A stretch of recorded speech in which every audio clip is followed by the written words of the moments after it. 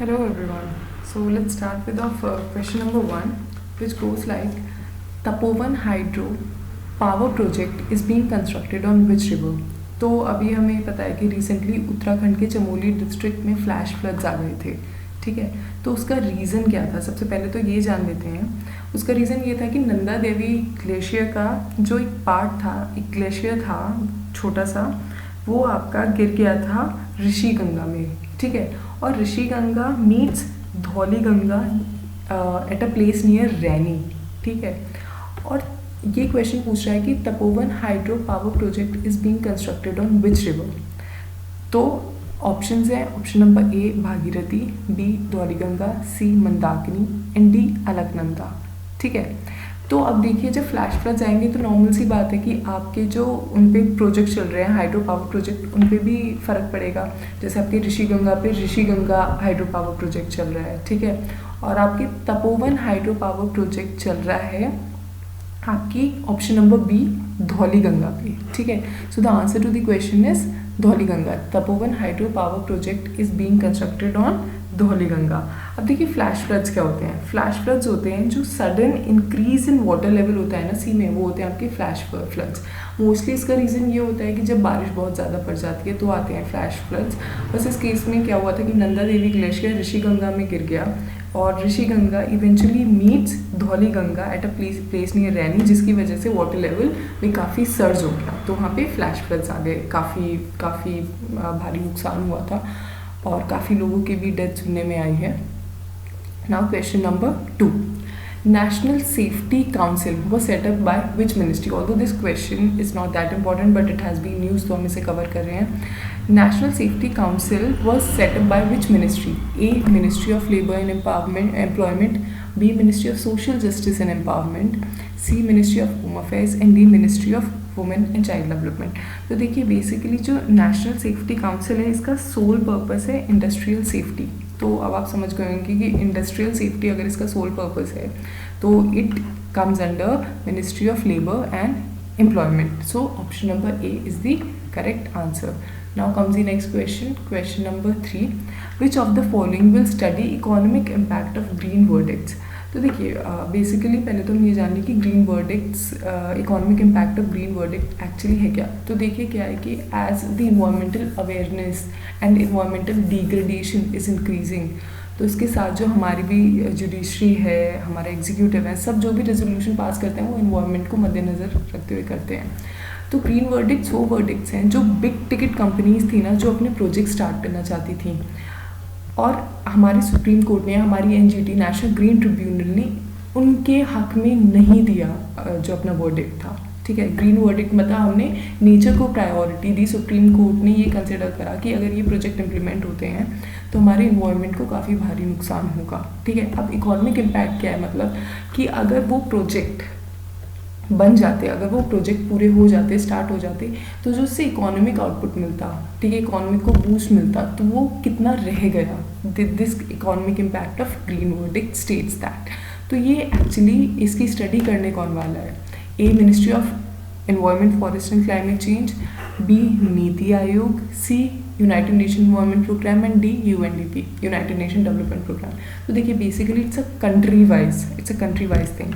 और ये जो आपकी दो लास्ट के दो ऑप्शन है, they belong to the United Nation, they are like something which goes on the global level. So the answer to the question is option number B, NITI Aayog. Don't get confuse with ministry of environment, forest and climate change. Okay, now comes the question number 4. Vijayanagara became Karnataka's which district? We all know about Vijayanagara Empire. It has been a consistent question in almost all the SSC and UPSC, UPPSC exams. Okay, so Vijayanagara Empire को अभी recently उसके parent district से अलग करके Karnataka state का अलग district बना दिया गया है। So we have to tell कि वो कौन सा डिस्ट्रिक्ट है। A 30th, B 31st, C 32nd and D 33.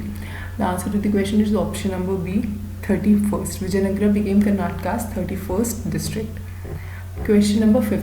Which country has provided legal status to Venezuelans? तो देखिए, अभी हम थोड़ा सा वेनेजुला के बारे में पढ़ लेते हैं। Venezuela is a country in Latin America, और we can say South America, ठीक है। अब क्या हुआ है, वेनेजुला ना एक पॉलिटिकल टर्मोइल से गुजर रही है, पॉलिटिकल भी और इकोनॉमिकल भी। वहाँ पे क्या है कि दो जो लीडर्स हैं, वहाँ के जो दो लीडर्स हैं वो पावर के लिए लड़ रहे हैं और कंट्री में बहुत ही इकोनॉमिक डिस्ट्रप्शन है। 90% of Venezuela population lives under poverty, the rate is so highly inflated है, बहुत ज़्यादा महंगाई है, ठीक है, हाईली इन्फ्लेशन है, पावर कट ऑफ है। ऊपर से जो यूनाइटेड स्टेट्स है, जो वेस्टर्न वर्ल्ड है, उसने उनकी ऑयल कंपनीज पे सैंक्शन भी लगा रखे हैं, ठीक है। तो हर तरफ से पॉलिटिकल डिस्ट्रप्शन भी है और इकोनॉमिक डिस्ट्रप्शन भी है। तो ऐसे में एक पड़ोसी कंट्री ने उन्हें लीगल स्टेटस दिया है। So the options are A Peru, B Brazil, C Colombia and D Ecuador. The answer to the question is option number C, Colombia. Now come the next question. Shahtoot Dam is built on which of the following is built in which of the following country? Option number A Pakistan, B Bangladesh, C Iran and D Afghanistan. देखिए सबसे पहले तो देखिए अभी इसका answer जो है option number D Afghanistan है, but we need to know a little bit more about it. अभी क्या हुआ था रिसेंटली, अफगानिस्तान कॉन्फ्रेंस 2020 हुई है, ठीक है, and India has announced 150 projects worth $USD 80 million, ठीक है. और वहाँ पे अमेरिका ने भी डिसाइड किया that it will लूजन it troops, जो भी उनके ट्रूप्स हैं उन्हें कम कर देंगे वो अफ़गानिस्तान में, ठीक है.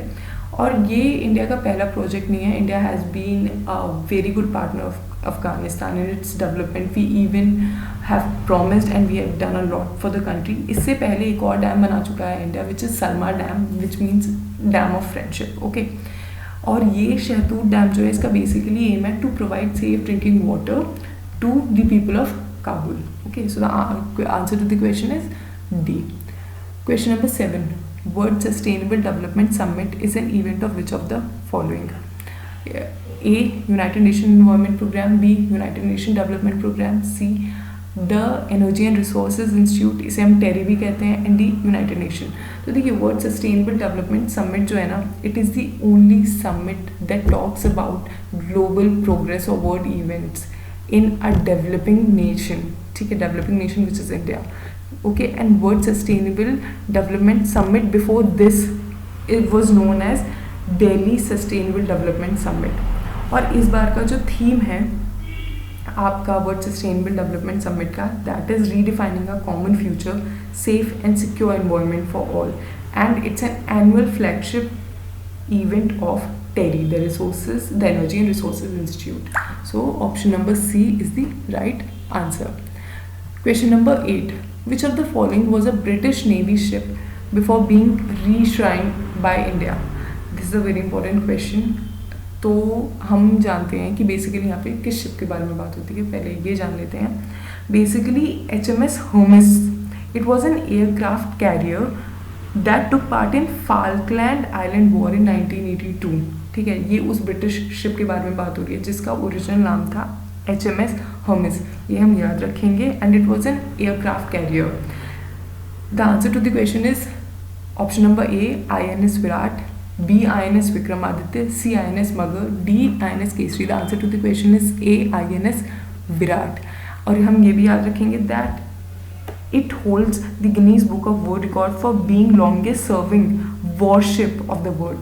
ये जो है INS विराट, या फिर जिसे हम अर्शवाइल HMS Hermes भी कह दें, इसके पास वर्ल्ड रिकॉर्ड है for being the longest serving warship, ठीक है, ऑफ द वर्ल्ड.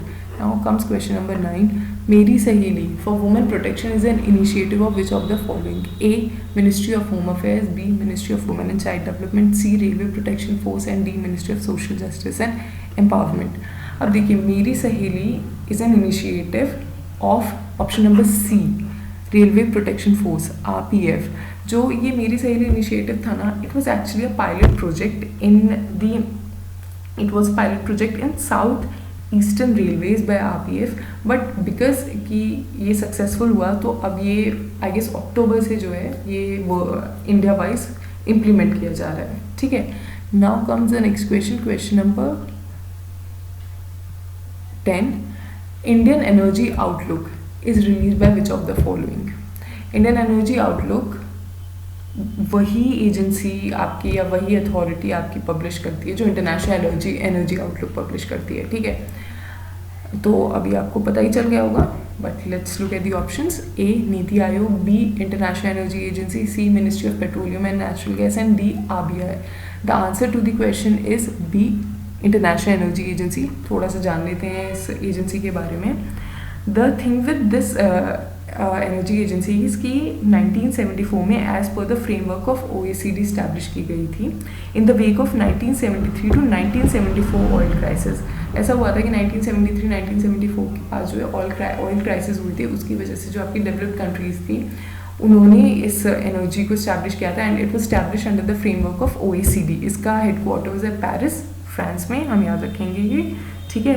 और इसके 30 मेंबर्स हैं और 8 एसोसिएट कंट्रीज़ हैं. अब एक चीज़ याद रखिएगा, इसका IEA इंटरनेशनल एनर्जी एजेंसी का पार्ट होने के लिए किसी भी कंट्री को ज़रूरी है कि पहले वो OECD का पार्ट बने, ठीक है. उसके बाद ही वो इंटरनेशनल एनर्जी एजेंसी का पार्ट बन सकते हैं. But all the countries who are member of OECD are not the member of International Energy Agency. There are certain requirements. वो हम आगे पढ़ेंगे, ठीक है. Now comes question number 11. Insurance sector in India was nationalized in which year? Option number A 1954, B 1955, C 1956, and D 1957. The answer to the question is option number C 1956. As we all know that आपका जो SBI था it was nationalized in 1955, तो आप उस तरीके से याद रख सकते हैं that SBI was nationalized in 1955 and insurance sector was nationalized in 1956. Now comes the next question. China's Tianwen-1 is a mission to which of the following? It is a very important question. The options are A. Mars, B. Jupiter, C. Saturn, and D. Venus. The answer to the question is A. Mars. Mars is China's Tianwen mission. China's Tianwen mission to Mars. Okay. अब इसके जो peculiar point ये हैं कि ये Mars पे China का पहला मिशन है, ठीक है. The first probe of China to Mars. अगर और अभी रिसेंटली क्या हुआ है कि जो चाइना का ये मिशन जो है it has entered into the orbit of Mars after around 6.5 month journey. और अगर इट हैज़ एक्चुअली 3 parts, जैसे कि हमारे चंद्रयान में थे ऑर्बिटर, लैंडर, रोवर, ठीक है. और अगर इनका जो लैंडर है it lands on the Mars surface, तो China will become the third country after USSR and US to land on the surface of to have a landing on Mars. Okay, the answer to the question is A. Mars. Now comes the next question. Question number 3. Baba cruise missile is of which country? Option number A. Bangladesh, B. Afghanistan, C. Saudi Arabia, and D. Pakistan. So the answer to the question is D. Pakistan. हम नाम से ही पता लगा सकते हैं कि मतलब because it was basically in this region of Asia only. Baba. It is a short range missile. Okay, it's a short range surface to surface ballistic missile, and it can hit targets with precision up to 490 km. It can have land as well as sea targets. Okay. Now question number 14. RVSV ZEBOV is a vaccine to which of the following? Almost in every government exam they have been asking, for question from these diseases and these outbursts like bird flu, swine flu, Ebola virus, Zika virus. So you need to know it. A. Ebola virus, B. H1N1 flu, which is swine flu, C. H5N1 bird flu, and D. chikungunya. The answer to the question is A. Ebola virus. It is an ongoing pandemic. I guess क्या हुआ था कि अक्टूबर में Congo को जो है वो Ebola free का दर्जा दे दिया गया था. But now again there have been cases of Ebola virus. So the answer to the question is A. Ebola virus. Question number 15. Kalaria Payattu is a martial art of which of the following state? A. Tamil Nadu, B. Andhra Pradesh, C. Karnataka, and D. Kerala. The answer to the question is D. Kerala. And Kalaria Pattu basically it's a martial art which originated in Kerala around 3rd century before Christ to 2nd century AD, 2nd AD, and it is one of the oldest fighting systems in the world. It is one of the oldest, okay, not the oldest but one of the oldest, and it is even known as father of modern kung fu. और केरला के साथ ये तमिलनाडु के भी कुछ parts में practice किया जाता है. So thank you. We'll may meet in the next video. Bye.